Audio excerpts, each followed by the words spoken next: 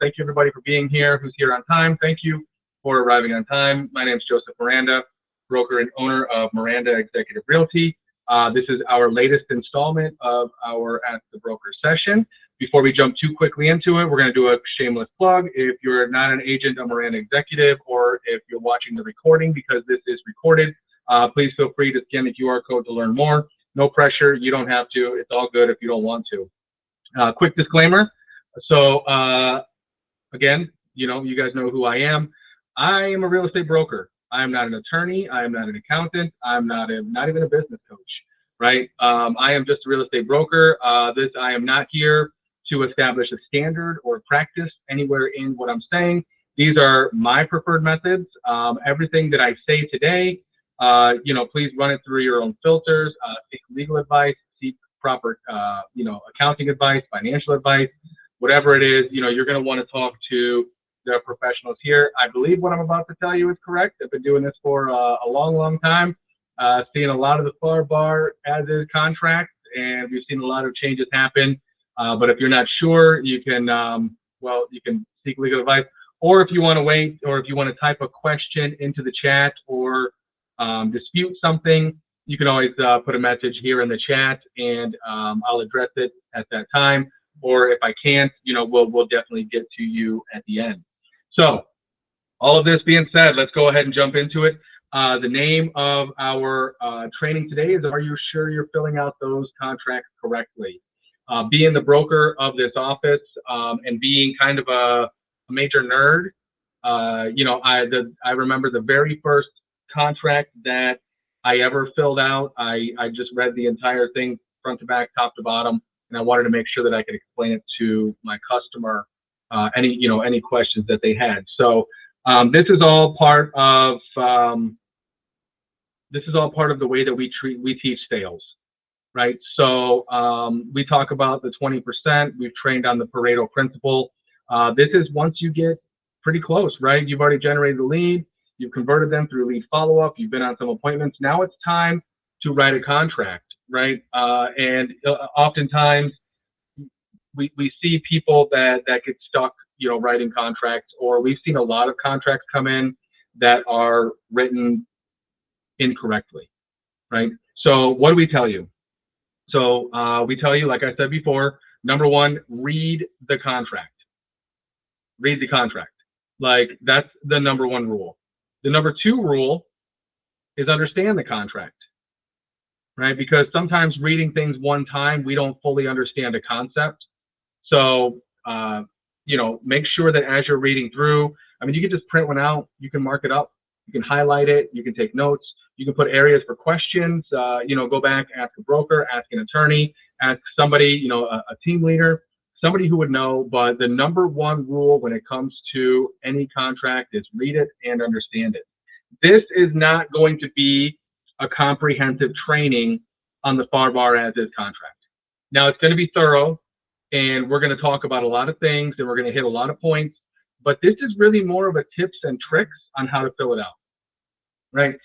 These are things that I look at, things that I've learned over the years that have helped me to fill out the contract. Like an as-is contract now, if I needed to write a contract, I could go in probably 5, maybe 10 minutes, have the contract filled out. Now, this depends on the software that you use. In our office, we use Bulk Trail, but we also have agents in our office that are using Transaction Desk and Form Simplicity. We've got, we receive contracts that come in through .loop. So, it doesn't matter which contract software you use. What matters is that you use the one that works best for you. You're using the one that is most efficient and effective for you. Some of them are a little bit more difficult. Some are a little more user-friendly. So use the one that you like. It doesn't really matter which software you use.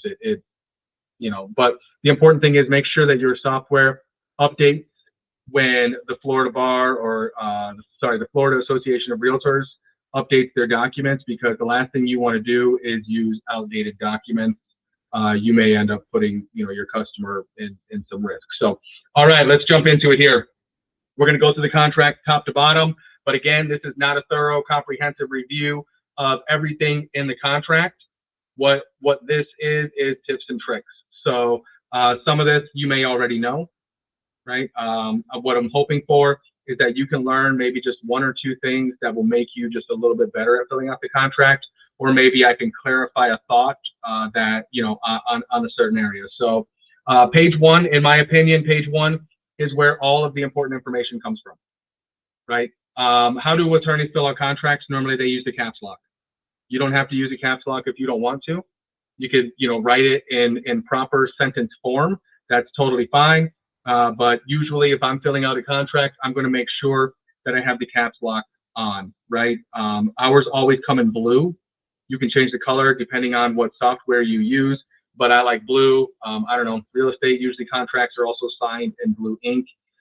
So, you know, I don't know, I just like blue. Paragraph number 1, right? I don't think we have to go over line 1 and 2. We know who the buyer, we know who the seller is.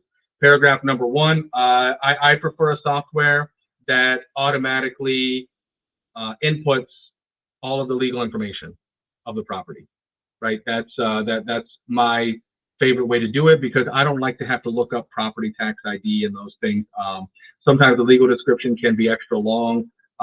You know, sometimes if it's extra long, we'll attach the tax appraiser's page, or we'll put an IMAP or something on there. All right, something very important as you're going down through this contract, line number 21, right? Paragraph 1, subparagraph D, where they talk about the personal property that's included. There's no washer and dryer in that list. So if your customer is a buyer and your customer wants the washer and dryer, it's not in there. So make sure you put that in there. The last thing that you want to do is have, you know, get to closing where your buyer thought that they were going to get the washer and dryer and it's gone. And you have no argument because it's not in the contract. There's nowhere stating that the washer and dryer needs to stay behind. So if there's a washer and dryer in the unit and your buyer wants that washer and dryer, they don't always, sometimes they don't want it. I've had contracts where buyers want, you know, made it specific, make sure it's out, they don't want it. Most buyers though, when they buy a property, they do want the washer and dryer. Subparagraph E, these are the things that would be excluded, right? Quick note on fixtures. Fixtures are anything that's attached to the wall, right? So sometimes the TV can be considered a fixture, so you're going to want to specify that in this contract. Art would not be considered a fixture, right? Although art is also questionable. All right, moving down, paragraph number 2. So this is the second half of page 1. Again, in my opinion, page 1 has all the important information, except when they revised it and they took the closing date off and they put it on page 2. I think they should have compressed it and kept it on page 1, but they did not, right? Purchase price and initial deposit, right? We know the purchase price. How much do you want to offer on the house? $500,000. Okay, great, right? Awesome. Here's what we're going to put there. Deposit. You can put in any number of days when they're going to make their first deposit. In my opinion, if it's going to be 3 days, I don't fill in those blanks, right? And there's a lot of areas throughout this contract where it says if left blank, then, you know, 3 days in this case. I don't put a 3 in there. I think it looks sloppy. I think it's unnecessary. It's redundant. I don't like redundancy in a contract. If they need 5 days, if they can do it in 1 day, if they've already made the deposit, that's fine. But if it's going to be 3 days, then it doesn't need to be, you know, put in there. In my opinion, again, this is just an opinion. Escrow agent name. This is who's holding escrow. This is not necessarily the title company. So keep that in mind that, if escrow is going to be held at your brokerage as opposed to the title company, then it would go there, right? Title company would is generally filled out in there, but it's not always good. That's not always the company that's doing the closing. Additional deposits to be made after, in this case, if left blank in 10 days.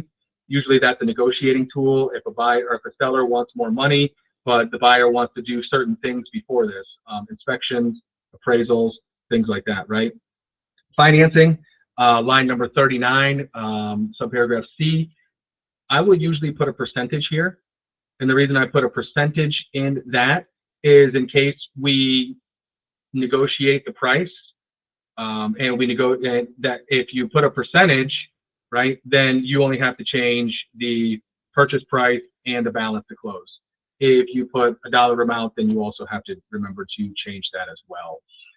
But asterisks mean is that asterisks mean that there is that is an area where you would fill out a contract or where you would fill in a blank, right? So if you ever see on the left column there those asterisks, it means in that same line there's an area to be filled out, right? And then what this should say is Florida Realtor, the Florida FAR Bar contract. All Florida contracts are copyrighted and cannot be altered. So you can't change the words that are inside these contracts. You can strike them out if you want to, right? But you cannot change the actual verbiage that's inside that contract. If somebody does that, then that contract likely would be null and void. It would not be enforceable, right? If you go down to page 13, it tells you that same thing. So yeah, Florida Realtors. Well, this is a little bit better, but still not perfect. All right, so but just understand that, right? That's all you need to understand are the words here that the contracts cannot be altered. They can only be struck out. You can add additional terms on page, I think it's page 13, but we'll get to that shortly here. All right, so the only important detail, in my opinion, one of the big important details that's not on page 1, that is on page 2 is close date. Used to be on page 1. They made some changes, now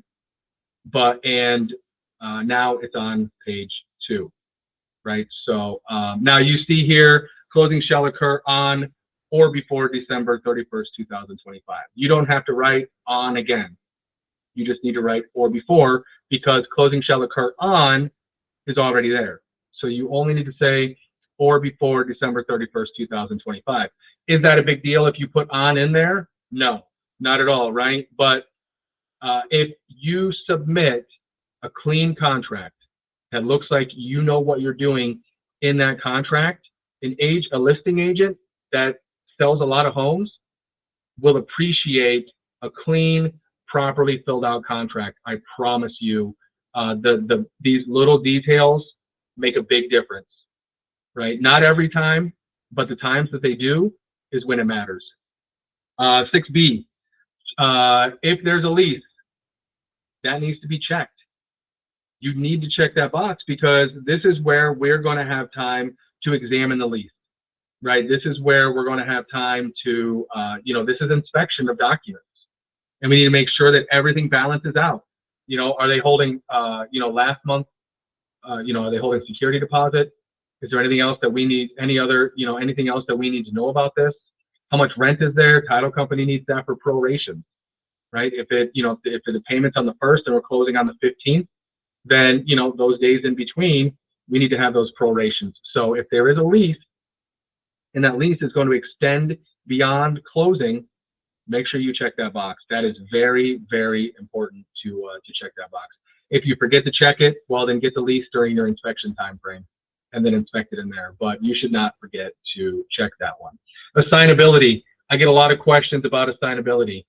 If your buyer is an end user, they would have, in my opinion, no reason to assign this contract, right? That's the first box. Last box. May not assign this contract, right? So if no box is checked, then buyer may not assign this contract. Now I do check that box. Maybe it's redundant because it says you don't have to, but I do check that box. If I don't know any reason besides wholesaling, that box 1 or box 2 would need to be checked, right? That's the only reason I know I can think of. And if you're, I've done a couple of wholesale contracts, but short of those, I've never seen a reason why somebody would need to assign a contract. You can always change, your buyer's name. I mean, names, if they're incorrect, those can be changed, but this would be actually assigning the contract, not necessarily a name change. So, all right, on to the next page. Couple of important things here. Paragraph 8, financing, if applicable. If it's cash, then maybe none of this matters, right? But financing, couple of details here. All right, line number 89. This is for listing agents. This contract is contingent upon within blank days basically they're going to receive the loan approval. If you're a listing agent, compare what is on this line to the closing date. If it's closing in, let's say, 30 days, you wouldn't want somebody to fill out a 40-day loan contingency, right? I want my mortgage contingency to be at least a few days before closing, right? And to me, that is vital. That is like one of the most important things, is that the closing date and is after the loan contingency. I've seen it. I've actually done it, and this is how I know it can happen. Not paying attention, where after we accept an offer, we would run the timeline and say, wait a second, why are we closing November 2nd and the loan contingency expires on November 9th? Chronologically, that doesn't make sense. So just make sure when you're on line number 89, for listing agents especially, make sure that the loan approval comes, expires before the closing date. If you're a buyer's agent, who cares? Honestly, I mean, if your buyer's loan approval goes beyond the closing date, they're just protected, up to the closing date. Doesn't matter, right? Make sure you check the proper type of financing.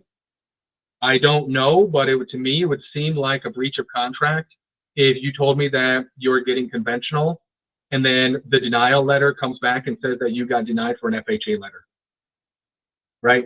That seems like a default, because you told me it was going to be conventional, and now with 20% down, and now you give me the letter that it's FHA 3.5% down. I don't know. You can argue that one in court, but if you're the buyer's agent, protect your buyer. Know what kind of financing they're getting. Know what their down payment's going to be. Know the terms of your loan, and make sure that you fill this out correctly, right? Because that's what you're telling them. Again, buyer shall make application, line 97. Buyer shall make application for financing within 5 days. There's no reason to put 5 days. The 6 days, 7 days, 10 days, 12 days, right? But there's no reason to put 5 days. If I have a buyer, I really probably want my buyer to have already started the application process. All we have to do is send the contract in, right? Everything else should already be in. We should have an approval, a pre-approval, not a pre-qualification. Okay, one area that I've seen become an issue more than once, and I've had to send this clause over to the buyer's agent, is during the contract phase, I'll call the lender for an update, and then the buyer's agent will call me up angry and tell me, don't call the lender. I'm not allowed to call the lender. I'm not allowed to speak to the lender. The lender is not authorized to speak to me. Well, if you look starting at line number 106, it actually says that the buyer authorizes the buyer's mortgage broker to disclose to the agent, I believe it even says to the buyer, the status of the mortgage. That's a big deal. I've had lenders that have told me, I'm not allowed to talk to you about this. Really? Well, the buyer in the contract signed, initialed right below this clause right here, stating that you are authorized. So are you unilaterally going to make that decision that you're going to put the buyer in default of this contract by not disclosing this information? I'm not asking for social security numbers, birthdays, driver's license numbers. I'm asking for the status of the mortgage. What's going on with it? Are we on track to close on time? Why is the appraisal not ordered? Right? Where are you at with things? That's all we need to know. Right? That's all we need to know. We don't really care. Right? What about the approval, the approval contingency? Do you know, next page, do you know that if you have a buyer and they're getting a mortgage and you don't disclose that the mortgage is approved or not approved, it's assumed approved. By saying nothing, it's assumed approved. So this is a good idea for buyer's agents to really pay a lot of attention to the mortgage loan contingency and how many days they have to clear that contingency and make sure it's done on time. Because if you miss that and you don't disclose, or if you need more time and you didn't ask for more time prior to this expiring, then you have a problem. right? Because you've already defined by when you're going to give them an approval. And if by that date you don't give the approval, well, you better hope your buyer gets approved. If your buyer is approved, all good, no problem. But if your buyer is not approved and they get denied, but you're beyond that time frame, their deposit is in jeopardy, right? Because you're in default of contract here. As a listing agent, this is one of my favorite ones. Like 100% one of my favorite contingencies, because I will tell you now that not most, I don't know what the percentage, I don't know, but some buyer's agents don't pay attention to these dates. The only date they pay attention to is the closing date. And this one will get them quite frequently. And this is the one that gives me, as a listing agent, leverage. Because when I'm tracking the dates and the timelines, and the buyer's agent is not, is it my job as the listing agent to inform the buyer's side that their mortgage loan contingency is about to come up? No, it's not. It's the buyer's agent's job to do that. So once they've passed that, and I've heard nothing and it's just silence, maybe even the day after, I'll ask, hey, what's going on with this? Oh, we need more time. I'll give you more time to close, but I won't give you more time to get approved, right? We'll give you as long as you want. Because at the end of the day, we don't want the deposit. I don't want the deposit. I want it to close. This gives, if the buyer defaults on this one, this gives the seller leverage, right? And that leverage is close or be in default. That's it, right? Like close or be in default. So as a listing agent, this is one of my favorite clauses. If you're a buyer's agent, pay very close attention to your timeline, specifically this one, because this is the big one that gets missed a lot, like a lot. Again, we don't want the deposit, but we do want leverage to ensure that this is going to close, right? Down below, 132, 133, assumption of existing mortgage, purchase money, note, and mortgage to seller. Pretty much, you know, that's, well, assuming the existing mortgage, right? If that's going to be the case, make sure you understand that process. They have, you know, the buyer still has to qualify with that lender. And then basically D is seller financing, right? Mortgage to seller. Remember, the buyer is, the seller is the mortgagee, right? So just keep that in mind. All right, some quick financing pointers. Here's what we're going to hit quickly on financing, right? So we already talked about listing agent should have access to the buyer's lender, right? And the next slide, we're going to give some frequently asked questions. We will email these out as well to everybody that's on this call. Understanding 1031 exchange tax, it is tax deferral, not tax avoidance, right? So understand what a 1031 exchange is. Capital gains, you should know the capital gain thresholds for single person and married, and these thresholds really only apply to a primary residence, right? You need to understand homestead exemption and portability. Understand that if your customers owned a property for 30 years, they sell that one and they buy another one, you know, they bring those savings over with them. BCPA has a calculator that you can calculate homestead and portability, right? Understanding FERPTA, and understand that if you have a buyer and the seller is a foreign seller, it's actually the buyer's job to make sure that the foreign seller withholds for taxes. Because if they don't, and that seller flees the country, takes all their money with them, the buyer's on the hooks to get their taxes. Government don't care who pays the money, they just want their money, right? And then mortgage assumptions. So when you call a lender, because this is for listing agents, right? Or I mean, I guess you could ask this for buyer if you're a buyer's agent as well, right? But these are frequently asked questions that you would ask, and you could come up with others. Some of these maybe you know, you're going to have some follow-up questions to these, right? And sometimes the lender will tell you these, sometimes they won't. But these are important to know. These are very, very important to know. Sometimes I'll ask them for part of, if not, you know, all of the DA, not DA, the DU, desktop underwriter, right? Some will give it to you, some will not. The thing is you're really allowed to ask a lender anything you want, right? Some questions would be unnecessary, but as long as it's legal, ethical, right? Don't ask weird questions. You definitely don't want to ask illegal questions. You don't want to ask, questions about protected class, things like that. Like, that's just stupid. But besides that, you could really ask the lender pretty much anything. The lender would have to tell you or wouldn't have to tell you. They will or they won't. But you want to get a feel for also, does this lender know what they're doing? How do I feel about this lender actually getting this mortgage done? I had a deal with a buyer's agent that was probably one of the worst buyers. She actually is the worst buyer's agent that I've ever worked with in my entire life. In all my years in real estate, I've been licensed since 2007. In all my years in real estate, there's one agent that stands out that it was like a total nightmare agent to work with in this transaction, but the lender was a saint. The lender was very knowledgeable, very friendly. Like, they were like polar opposites. And it is because of this lender and my trust in the lender that we took this offer.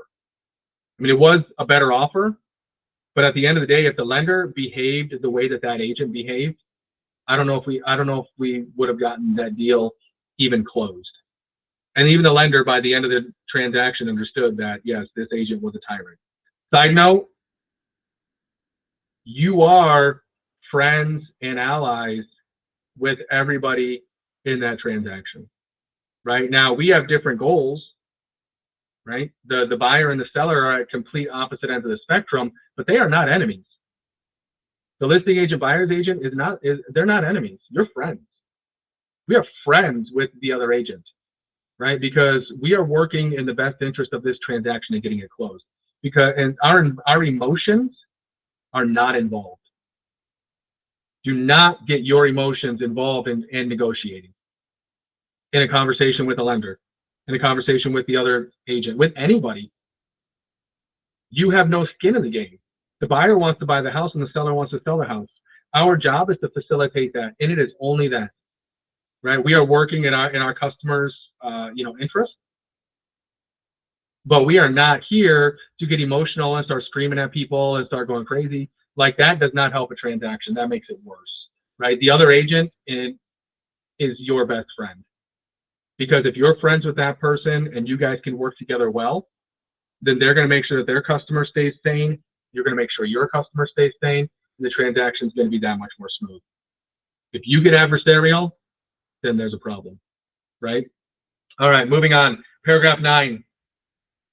Paragraph 9. So you should definitely know paragraph 9C, working as the buyer's agent, because skipping ahead one slide, the first thing that you're going to do if you have to explain this, is you're going to go straight to 9C, 1, 2, and 3, right here, right? So 9C, 1, 2, and 3 does what? It tells you who chooses the title company, and it tells you what the consequences of that are, right? So traditionally, who chooses the title company, right? What is tradition? Does it have to be this way? No, it's just a tradition. For whatever reason, Miami-Dade Broward, 9C3, regional provision, Miami-Dade Broward chooses title. And Palm Beach, and pretty much from what I know of, most of the rest of the state of Florida, the seller chooses title, right? Why does it matter who chooses title? Because generally speaking, the person who chooses title also pays for the owner's policy. And the owner's policy is a big closing cost. Personally, I don't care who chooses title. I would actually prefer, if I could, the other side of the transaction to choose title, because it saves thousands of dollars in closing costs for my customer. I am not that loyal to any title company that I'm going to fight for my customer to choose title. I love it when I'm in Broward County and the seller says, I want to choose the title company. Love that, dude. I love that, right? If you're in Broward County and you are the seller, you don't need to choose the title company.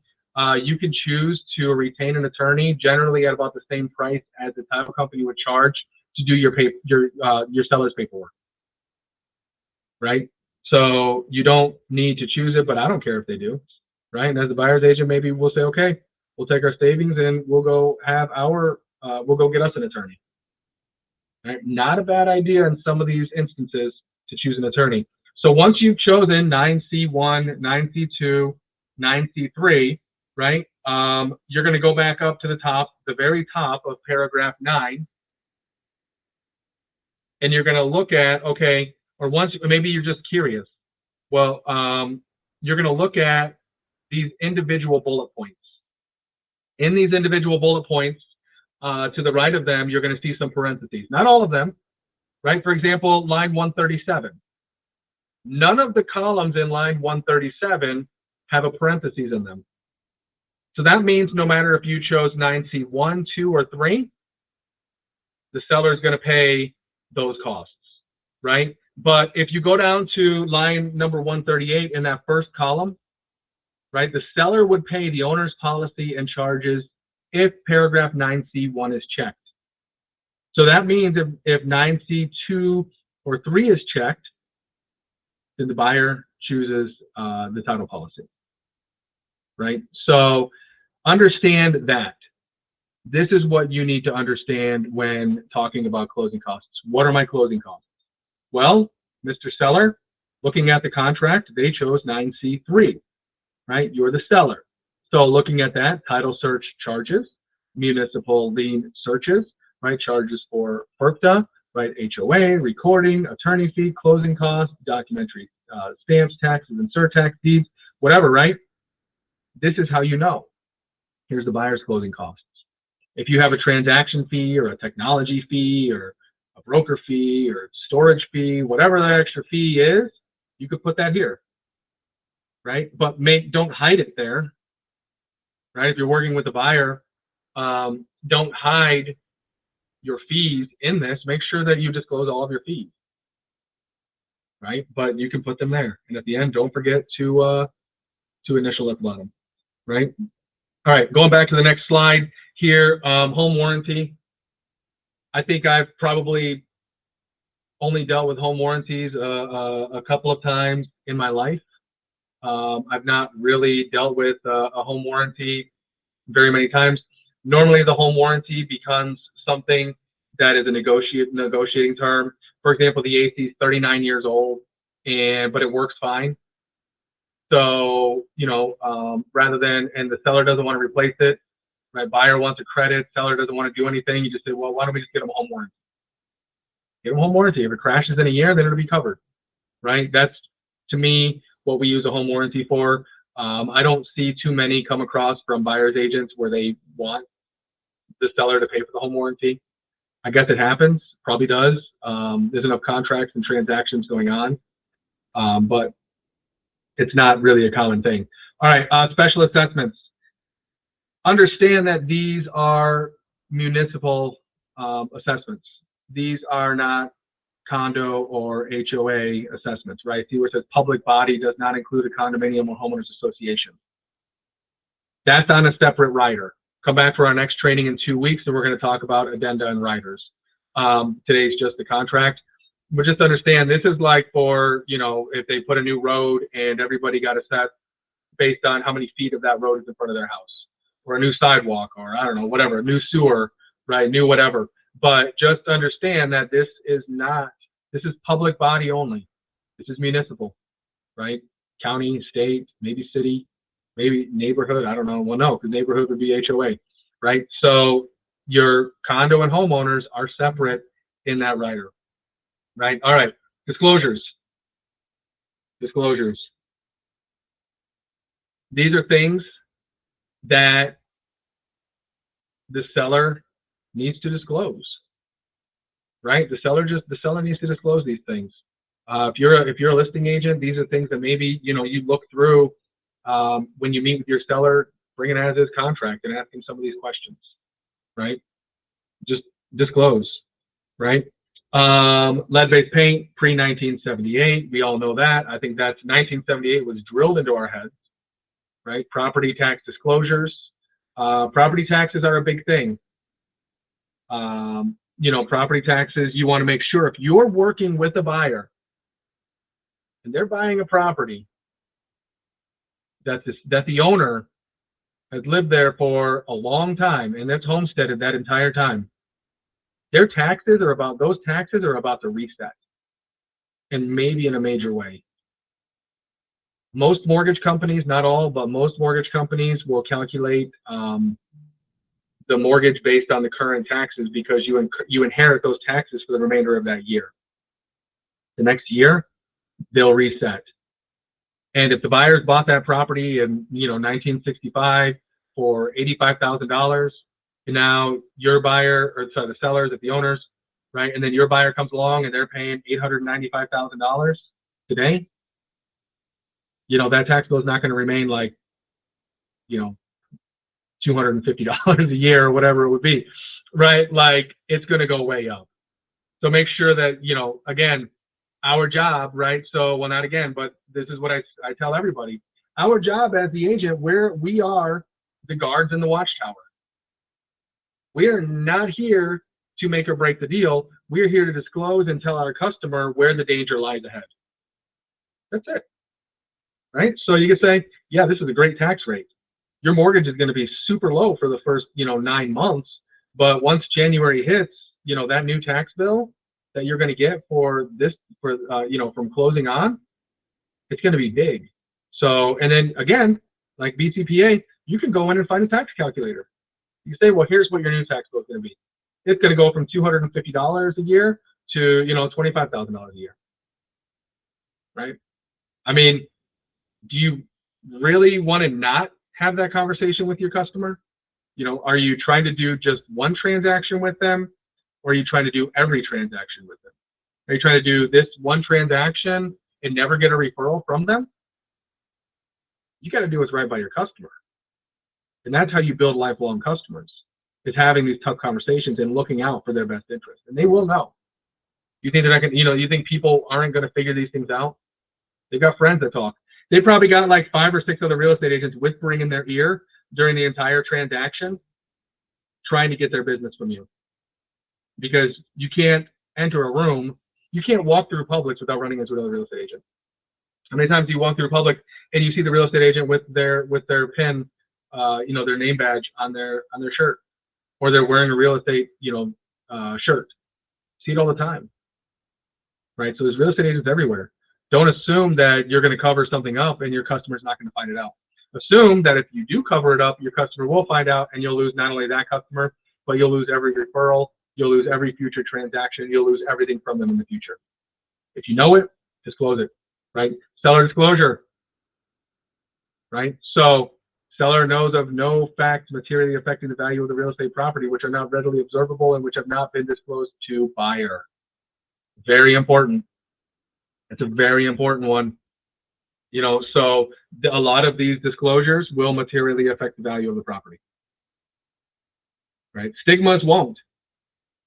Stigmas necessarily don't, right? If the house is haunted, do you have to disclose it? Stigmas don't, right? And then going down to, page 11, paragraph 18X, we'll come back to that later. But that's going to reference up here again as well. So what's the rule? This is my rule. Come up with your own rules. Pretty sure this is the right rule. Listing agent and seller must disclose all facts that materially affect the value of the property. We already talked about that, right? Disclose. What if you're not sure? If you're just not sure, I don't know if this affects it. Just disclose it, man. Right? Just disclose the freaking facts. Like, why your license is not worth one commission check. Your license should be worth hundreds of thousands, if not millions, over the course of you being licensed. Not worth one transaction. I look really silly in that picture. I don't know why I look like that. I'm sorry, guys. Right? But if you're not sure as a listing agent, disclose it. Over disclose it, please. And as the buyer's agent, what's the rule? You trust everything that you're told, and you verify everything that you're told, right? Oh, this looks like there was water damage in here. Did something happen? Oh, no. No, nothing happened. Everything was just fine. Okay. I take you at your word, but we're going to look into that a little bit more and just make sure, right? Like, trust and verify. Your job, right? You are the guard in the watchtower. You are looking for any danger. You disclose the danger to your customer, and if your customer decides to move forward, that's okay. So they're okay. If they decide to cancel, that's also okay. They'll know you protected them. They better know you protected them, right? All right, paragraph 12, inspections. For the buyer, this might be the most important contingency of all, because this is your get out of jail free card. Do everything during this time frame. Get everything done as fast as you can during this time frame. If you're the seller, if you're the listing agent, get condo docs to the buyer in this time frame so that those contingencies run concurrent. So they run side by side. The 3 days to review condo docs should expire before the 15 days to inspect, or at the same time, if you're the listing agent. Now, if you're the buyer's agent, so as a buyer's agent, this is one of my favorite contingencies. And sorry, not this one, the condo docs contingency. And we'll talk about this in the next training, but I'm talking about it now. I don't always feel like the seller really needs to give me all of the condo docs, right? Maybe sometimes you can find them somewhere else, you know, whatever. But they have 3 days, or anytime that your buyer receives the condo docs, number one, they're supposed to receive all of them. By the time they receive all of them, they have 3 days to review them, no matter when that time frame is. That can be your buyer's get out of jail free card, right? So be, discern which docs you need or don't need, or, maybe you need them all, maybe you get them somewhere else, right? Whatever it is, but we use that to our buyer's advantage all the time. Absolutely, 100%. My customers know that they are protected when they work with me because we pay attention to all of these things. Sometimes we remind them of the contingencies, sometimes we don't. Because by not reminding, that just buys our customer more time, right? All right, so walk through reinspection. We're gonna walk through reinspection. If you have a repair, you should reinspect prior to closing. Make sure the repair is done. Like usually we'll say do this repair within 2 weeks. We'll come back and inspect it after 2 weeks or whatever time frame. But come back. The seller has to allow you to make sure that it's done correctly, right? And then as a buyer's agent, you should always do a walkthrough with your customer prior to closing and get the walkthrough signed. That's a mandatory document in our office. Is the walkthrough must be signed because that's what covers you. We did the walkthrough. Everything was good. My customer was happy. Right, here you go. We're all good, right? Paragraph C, seller's assistance in cooperating and closing out of building permits, right? So pay attention to this one because seller shall not be required to expend or become obligated to expend any money. Permit might not get closed out based on this clause. Pay attention to that because seller is not required to spend any money. So if there's an open permit, and money's got to be spent to close that permit, seller doesn't want to do it, guess who's going to pay for it? Buyer. And if the buyer doesn't want to pay for it, there's only a couple people left that are going to have to pay for it. Might be the agent. I hope not. Understand this up front. You can actually do a permit search online. I don't know that I would I wouldn't die on my own permit search that I did online, right? But you can do a permit. You can do your own permit search. If you can just search, Google, Oakland Park permitting department or permit search. It'll take you there. Click. You put the address in. Click. If it's a condo building, it's a little difficult because a lot of times the address has all the units in there. But if it's a house, it should be right there. When I go on a listing appointment, I usually do a permit search. And then I take it to the seller and I say, okay, I see you did the windows, you did this, but I see the kitchen wasn't permanent. Is that missing or what happened here? Right? Because we need to know these things. Escrow agent. Right? So this is who's receiving deposits. Right? So read that one, understand it. Professional advice, broker liability. Understand what this understand what your duties to the customer are. Next slide, please. Right? Read this. Right? Read this one. Professional advice, broker liability. This is a big deal to me because I'm the broker. Right? So make sure that this one should be read. Paragraph 14, understand it. Paragraph 15, default. What happens in the event of a default? Well, first of all, what does a buyer's default look like? What does a seller's default look like? More importantly, if there's a default, how is this settled? Right? Understand that. You have 10 days to settle it. Right? 10 days. Then what? Right? It gets sent out. No longer ours to settle. We don't deal with it anymore. You got 10 days. 10 days for default. It's not really the default that people are trying to settle. It's usually the deposit, the earnest money deposit. So, just understand that. And generally speaking, prevailing party is going to recover all their costs. Is it worth it if you get an attorney? Maybe, maybe not. I don't know. Right? Standards of title. Right? Understand. Do you know what an easement is? Right? Do you know what limitations? Right? Understand that, and then understand that there's another inspection time frame for title. There is a time frame when the title policy comes in. Right? You get 5 days to examine the title policy. That's an inspection. Sometimes some of these things will save your customer if things go crazy. Right? Survey, ingress, egress. You got to be able to get in and out. You can't landlock somebody. So there's got to be some reasonable way in and out of a property. Right? You can't just, lock somebody in. Lease information. Right? Get the lease. What's your time frame on the lease? How many days do you have to review the lease? Right? Seller shall at least 10 days prior to closing. You should get that. Buyer may deliver written notice to seller within 5 days after receipt, but no later than 5 days prior to closing date, terminating this contract based on what's in the lease. That's an inspection. Liens. Right? There should be no liens at closing. Clear title, clear marketable title. Right? Time. Calendar days. Bar as is calendar days. Right? Unless it ends on a Saturday, Sunday, national legal public holiday. A Saturday, Sunday counts. The national legal holiday counts as long as it doesn't end on that day. It just cannot end on that day. So 7 days a week. Right? 7 days a week counts unless it ends Saturday, Sunday, legal holiday. Right? So today, like if the timeline, if contingency ended yesterday, it would roll over to today. Right?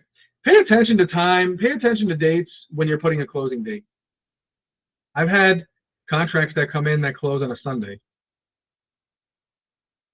Right? Like, well, according to this, it's going to move over to Monday. Right? But pay attention. Don't just look at a contract and say, okay, yeah, 30 days to close.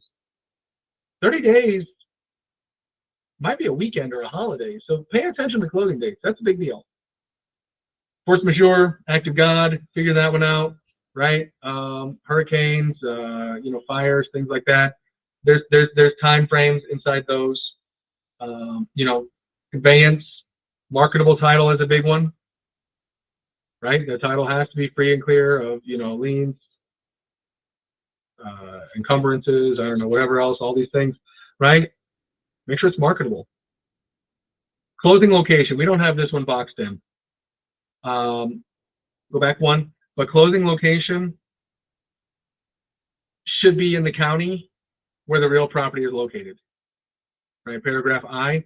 So don't just, you can, I guess, right? But here it says that it will take place in the county where the real property is located. So it should.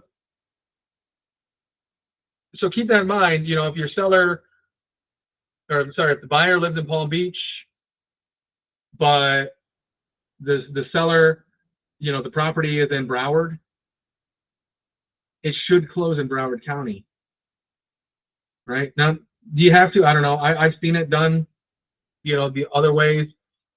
Guess maybe it doesn't matter down here in the Tri-County area, but it is in the contract. So just know that, right? If you get like a petty agent, you can be petty back if they don't know that, right? All right, prorations and credits. Know how to prorate a contract. I think this was big in real estate school. They had you do the thing, you know, the tests or whatever on prorating. You should know how to prorate based on this contract, what it says. Right? You should be able to explain to the customer how their fees will be prorated. Taxes, association fees, you know, things of that manner. Access to property. Buyers should expect to have reasonable access to property. Again, 1031 exchange. Know what a 1031 exchange is. You know, that's the 1031 exchange. 1031 is tax code 1031, right? Section 1031 of the IRS code. That's what that is. Look it up. You know, make sure you know what a 1031 exchange is.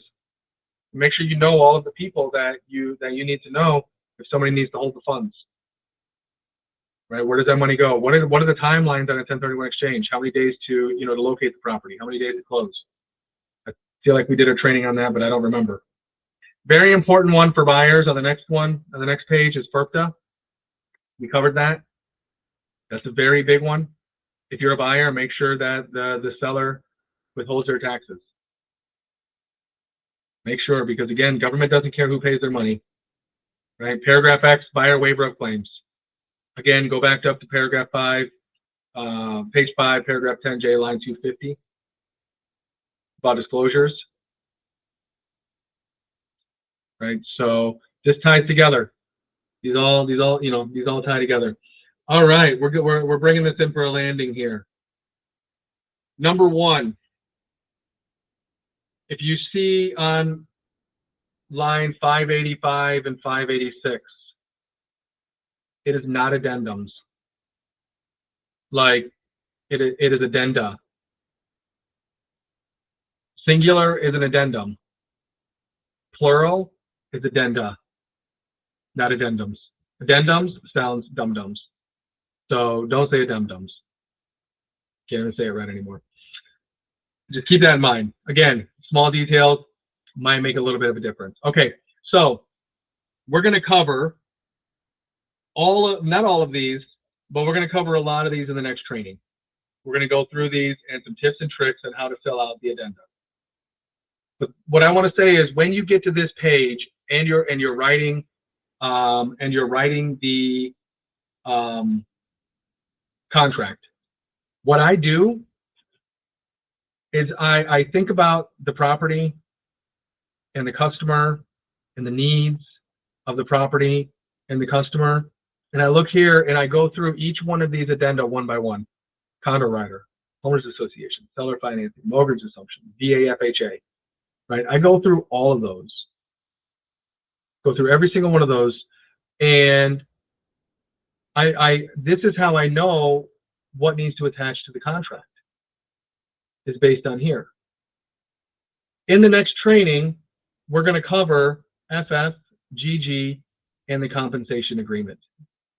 But here's what I'm going to tell you as I understand these. FF and GG tie the compensation agreement to the contract without you having to send the compensation agreement to your customer or the other agent's customer.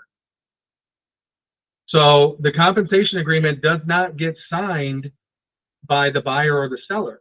The compensation agreement is signed by the brokers, right? That broker A agrees to pay broker B for this property this much percentage, or seller agrees to pay this broker this much for this property, right? And it says that you have time to figure that out and negotiate that.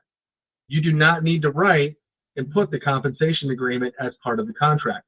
If Bar wanted it done that way, I could promise you, I can't promise you because I don't really know, but I would imagine that they would have an HH in there that would say compensation agreement, but it's not, because the compensation agreement is broker to broker or seller to broker, or seller to broker, seller to broker, right? But it's not, you know, the compensation is there.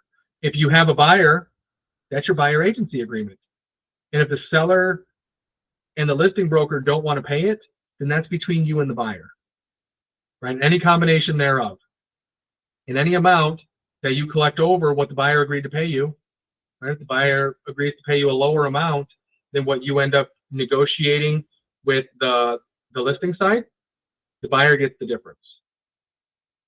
So understand that, right? You don't need the compensation agreement in there, but you need to know what FF and GG say. And you need to, obviously, when you have a buyer agency agreement. We'll cover this more in detail in the next one. Again, it's going to be in 2 weeks, so I think that's the 28th, where we're going to go over all of the addenda. We'll go over them. Probably not going to go over all of them. Some of them don't. Some of them are just really simple, right? Like the hope of 55 plus one is somewhere in there. You know, that one's just a couple check boxes. Simple, right? But we can talk about kickout clauses. We can talk about FFGG, FHA, VA financing. That's a big one that gets missed a lot, right? If you have FHA, VA financing, that's a really big one. But the biggest thing here is it's addenda, not addendums, right? We do put some additional language on paragraph 20 because we want the seller to pay to close out permits. Remember when we talked about seller doesn't have to spend money? Well, we want the seller to pay to close out a permit. I want my buyer obligated to do it. So we will put that there, right? Any other additional terms you want, right? You put them here. Whatever it might be, legally, ethically, morally, put it there. But don't put your commission there. Commission does not belong there. Believe me, it doesn't. Why?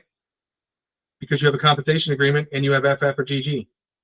You need to put your commission there, right? Like how many times I've gotten contracts where there's 3 different areas where commission is, and I'm like, holy cow! How many times do you want to receive your commission, dude? Not that big of a deal. You're going to get it, right? Next page. Do not miss this page that is left intentionally blank with your initials. This is missed a lot. If you're dealing with some software, it already fills in these areas. It drops the boxes, which is great. But people get confused or they just overlook it because this page is intentionally left blank. Make sure that you have the initials there, right? And then if you were curious what we were talking about in the answer discs because it was not clear, I apologize for that slide. It's right here. So anytime you see an asterisk following a line number in the margin, that's an area to be completed. So once you fill out your entire contract and you get down to this right here, line 617, 618, this is telling you, go back and check your contract based on the asterisks. Start back on line number 1. Go all the way through the entire contract. And every time you see an asterisk, look across. Is that filled in? If it is, great. Verify that you filled in the correct information. But if it's not filled in, ask yourself, based on this contract, does that need to be filled in? Everything does not need to be filled in. You will have blanks. Especially if it says, if left blank then, there's no reason to fill that in. You want it, you can. I don't care, right? I think it's redundant and not necessary. But if you want to do it, you can. Some people insist on doing it. I don't insist on anything. I don't really care. If the end justifies the means, then I'm fine by it. Legally, ethically, morally. Right? Like, I don't really care. You want to fill it out, fill it out. Personally, I think it looks stupid. Right? But I really don't care. And if you do it, I'm not saying you're stupid. I just say I don't like the way it looks. All right. Last page. This is the most important page. Right? This is the most important page. right? Because this is where everybody signs everything. Buyer's address, seller's address. I don't fill that out. I don't think you need to fill it out. I've seen where it is filled out. I don't really want, I mean, number one, if it's the seller, probably it's the property. Maybe it's not. I don't know. I don't want somebody showing up at their house. My buyer, I don't want people showing up at my buyer's house, right? Purposes of notice. We could figure that out. Should need to deliver notice if it's a clean deal, right? Should, I don't know, right? All right, line 643. I do believe that the agent's names should go there along with their brokerage, but commission is also not necessary to be written there either. Please don't put your commission there. I mean, if you want to, you can, right? If you want to like overkill redundant with your customers, you can. But again, how many times do you need to verify your commission? One time. You only need commission in one place. You don't need it everywhere. It's all good. I promise. If it's in one place, you'll get it. Just don't mess up your compensation agreement and FF and GG, right? So what's your call to action, right? How can you take today what you found out today? Number one, read the contract. Every time you have a contract for the very first time that you've never seen it, you've never filled it out, before you do anything, read it top to bottom, right? Keep a copy in your bathroom. Read it while you're on the toilet. I don't care. That's disgusting. Don't do that unless you want to. If you do it, it's your thing. But read it. Read the riders. Read the addenda, right? If you don't understand something, you can ask your broker. You can ask me if I'm not your broker. You can ask an admin. Maybe they'll know because admins deal with a lot of contracts, right? You can call the Florida Realtors Legal Hotline. That's a great resource, right? You can scan the QR code. I don't know what's on that QR code, guys. If somebody can tell me what's on that QR code, I would love it. End of the day, like I say with all contracts, you should be able to explain these contracts to a fifth grader in a way that they will understand what's in it. If you can't explain this contract to a fifth grader and have them understand it, or the clauses in the contract that they understand it, then that means you don't understand it. Plain and simple. If you can't explain this to a child, then you don't understand it, right?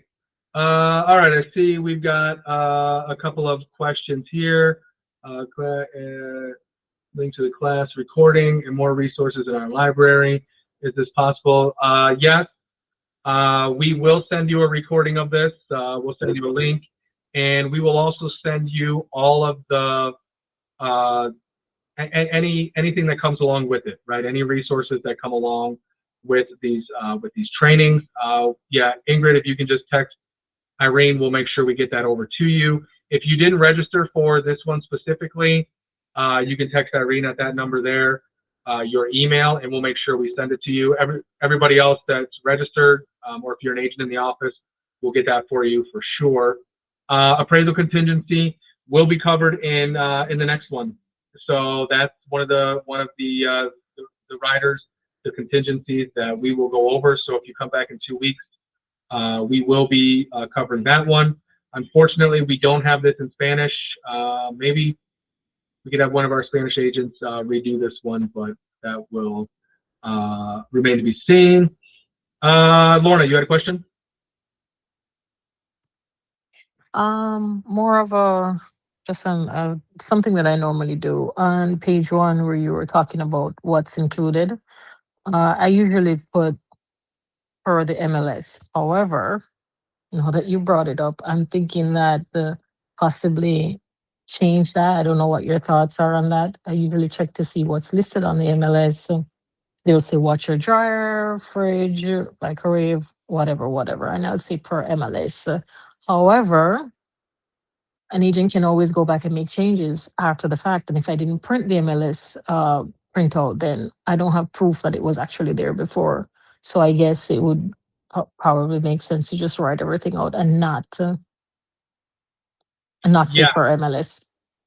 Yeah. So it could be, you could put both. You could put washer and dryer, and then all items per the MLS. But yeah, I think that's a good call out. Actually, and I actually got out of the practice of doing this. I used to do this, but I don't really work with buyers too often anymore. But when I worked with buyers, and another agent taught me this, I would send the MLS attachment with the contract, so they can't make the change. And the reason that I did this, and this happened to me one time, and it was really crazy that it happened because I don't know, it's like super unethical, super immoral. I had an agent, when they used to disclose the commissions in the MLS, I had an agent that after we went under contract changed the commission. And I was like, no, wait a second. It used to be this. I swear it used to be this. And now it's this. What's going on here? So yeah, I think it's a good idea if you're sending an as-is contract to also, in that same email, send a copy of the agent full. The agent full flyer that's in Matrix. That's the one that I always send. You don't need all the photos and tax history and all that, but just the MLS. But I would say, to answer your question, you could do both, just to make sure everything's covered. Washer and dryer, and then also, you know, all items per the MLS. Okay. All right. Thanks. That's a good call. I mean, yeah, that's kind of, you know, per the MLS covers everything. But if in the MLS they didn't put washer and dryer, then if you didn't put that there, then, you know, it still wouldn't be included. Anybody else have any questions? Joe, I think we have a question from one of the agents. When would you typically discuss these questions with the lender? Oh, I see that. Okay, I'm sorry, I missed that. So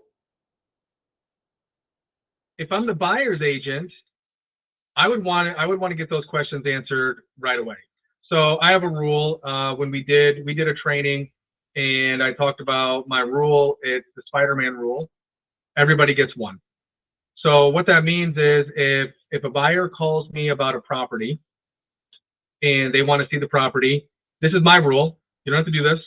You know, we're all independent contractors, but my rule when I was working with buyers is I would always show that buyer that property, maybe a couple more if they wanted to see them at the same time, before I qualified them. Because for me, I want to get in front of them, and I don't want to turn them cold because they think that I'm, you know, overly qualifying them or whatever. But once I get to the appointment, now I begin to qualify them, right? And at that point, I would say, okay, cash, financing, you know, primary, second home, you know, whatever, all of these things. Once I have that, you know, once I figure out, okay, you're getting financing, if I'm the buyer's agent, I would call the lender. I would definitely call the lender right away, and just figure out, okay, you know, are they approved? Are they qualified? Are they nothing? Have they just been talking to you and they haven't gone through anything? So I would call them in both cases. If you're the listing agent, before that offer is accepted, speak to the lender. So in both cases, call the lender as soon as possible, because if they haven't gone through, if they're pre-qualified is different than pre-approved, right? Even the DU can be fudged a little bit. So, you know, make sure that you're having, because if you, oh man, and the big banks, man, the big banks, be careful with them. Chase, Wells Fargo, Bank of America. I don't know if I'm going to get sued for saying these things, but big banks, man, they are crazy. Like, we had a buyer that almost lost his deposit because he used one of these banks, and first of all, you get bounced from one person to the next, and they're always telling you it's all good, it's all good, it's all good, it's all good. And then we actually were told that it was approved, and turns out, and this was years ago, I don't remember all the details, but I remember we were getting ready to get on a boat for the boat parade, Pompano Beach boat parade. We were getting ready to get on a boat, and we found out that this buyer got denied after everybody telling us that we got it approved. And the buyer told us, they said, I'm going to use this bank. I won't say it because I don't want to make one bank look too bad, even though they're all, big banks are pretty bad. We told the buyer, we said, you should use, you know, like a smaller lender, right? A mortgage broker, mortgage, I don't know, you know, whatever. But you should use somebody that's not a big bank. here, we've got some recommendations, but they insisted on using this big bank, and they lost part of their deposit. They didn't lose it all, thank God, but they lost part of it. And they got mad at us at first, but we were like, dude, we told you don't use the big bank. Like, what do you want us to do? The lender told us that this is approved. What do you want us to do? Like, the lender, like, what should we do? Should we have said that it's denied even though the lender said it's approved? Like, we couldn't do anything. So be careful with the bigger banks, with your customers. I prefer to have relationships, you know, with individual like lenders that, you know, that work at smaller companies, you know, rather than the big ones, because they're just order takers. They're just order takers. They're in there. They're just, you know, they're filling quotas. They're filling quotas. You know, so you should always have a relationship with 2, maybe 3 good lenders, because not every lender is good for every buyer, and sometimes you got to figure it out. Maybe you want to introduce both, right? And say, hey, here's 2 lenders. Thank you, Ingrid. I appreciate that. You know, so that's, you know, that's the thing that, you know, with lenders, that's the way that, you know, that we normally kind of handle that. So, but yeah, call them right away. In the very, very beginning, make sure you reach out to the lenders, whether you're on the listing side and you get the contract in, or on your buyer side and you've already, you know, you've just pre-qualified them. All right, we're kind of out of time here. I try to end on time. I apologize. I will give you the rest of your day back. Just a couple more quick announcements. Number 1, our next training or our next class is the different format. It's going to be our roundtable mastermind session. This is October 21st, next week, Tuesday at noon.